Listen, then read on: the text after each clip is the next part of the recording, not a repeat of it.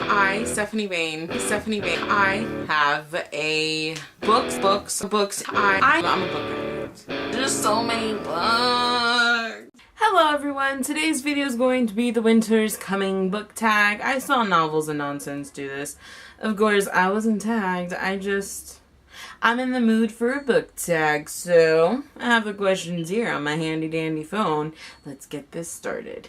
Number 1 is snow. It is beautiful when it first falls, but then it starts to melt. A book series that you loved at the beginning, but then at the middle of it, you realize you don't like it any longer. And for me, that would have to be White Oleander by Janet Fitch. I really liked this book when I first started reading, like, the first half of it, but then I got very annoyed with it. It kind of dragged. It was, like, the same situation over and over again, and I just got annoyed. This is one of those books where I prefer the movie adaptation over the actual book. But, yeah, this one I just didn't like as much, the second half of it, and then I kind of just skimmed the last few pages. Because that's what happens when you really dislike a book, in Stephanie's case. Number 2 is Snowflake. Something beautiful and always different. Choose a book that stands out, that is different from all the others you've ever read. And for me, that will be Impulse by Ellen Hopkins. I read this book because I was really into Go Ask Alice, and I was just like, let me read a bunch of depressing books, and I read a crap ton at that time. But for those of you who don't know, Ellen Hopkins writes in verse, and this was the first time I had ever read it, but the story just played out so beautifully. It was just gorgeous, and even though I have not reread this book, I still think this is, of all the other ones that are just truly, you know, like I see it and it's just like, yeah, you were amazing. Question number 3 is Snowman. It is always fun to make one with your family. Choose a book that a whole family could read. For me, going off of my family, I would probably say Divergent, just because I would really say like Red Rising or like Hunger Games, but those books are a little, not that they take a long time to read, but, you know, there's just more in there. And this was, like, an absolute fast read, so I had to find something that was not only a fast read, but entertaining. And Divergent is that. I love Divergent. My family likes the movie. And, you know, why not? Why not? Number 4 is Christmas. Choose a book that is full of happiness, that made you warm inside after reading it. As you guys know, I'm rereading Harry Potter, the series, and for me, that book would definitely be Harry Potter and the Sorcerer's Stone. It's the fastest read out of all of them, and that's one of the reasons, because I don't mind books that drag on, that are longer, but they take time. So, but this one, it's funny, it's awesome, you're getting back into the world again, and it's just really nice. Like, the first time I read it, I was happy, and the second time, I was just like, yeah, these are gangsta. 5 is Santa Claus. He brings wonderful presents. Choose a book that you'd like to get for Christmas. Honestly, any book.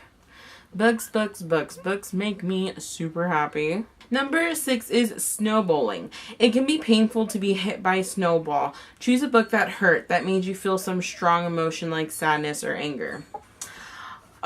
This is going to make it's a very strange turn. This video is now, yeah.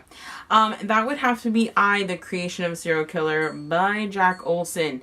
This book, I've never read a book that is cringe-ing worthy, whatever you want to describe it as. But this book was just really intense.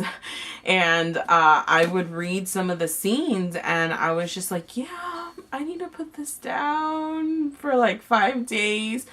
Let that murder scene just go, and then I could pick it up again. It was very detailed. Next is Sledding. We all loved it when we were younger. Choose a book that you loved when you were a child. For me, you guys actually saw me talk about this on my On the Shelf, and that is the Random House Book of Bedtime Stories. Don't get me wrong, I really loved Dr. Seuss when I was a kid, but this was definitely my favorite book, as you can tell, because it's like all torn up. This poor thing's been through a lot, but this was definitely my favorite book when I was a kid.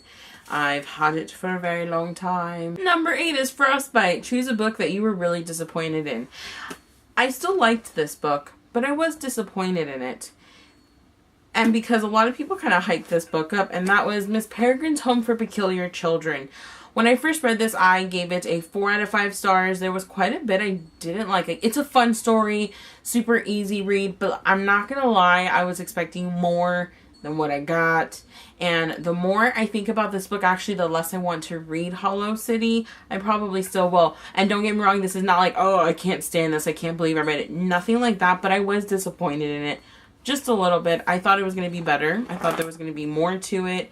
And I don't know. Honestly, it was because of this book I went into a book slump in the first place. So that also left a bad taste in my mind, you know, in my mouth, whatever you want to call it.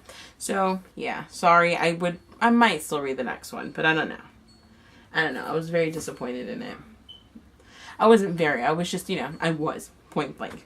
And the last one is Reindeer, something that is dear to us. Choose a book that is of great sentimental value to you. And for me, that would have to be Eat, Pray, Love by Elizabeth Gilbert.